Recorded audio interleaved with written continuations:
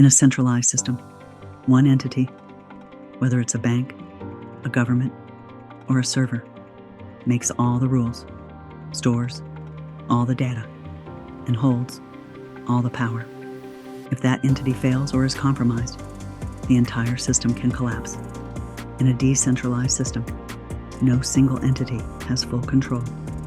Instead, power is distributed among many entities, people, nodes, validators, or organizations, each holding a piece of the truth.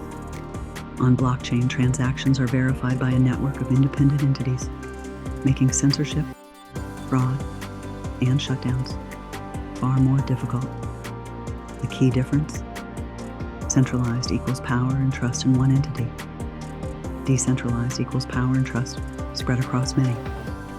And in crypto, decentralization means entities work together without needing to know or trust each other. The system itself ensures fairness.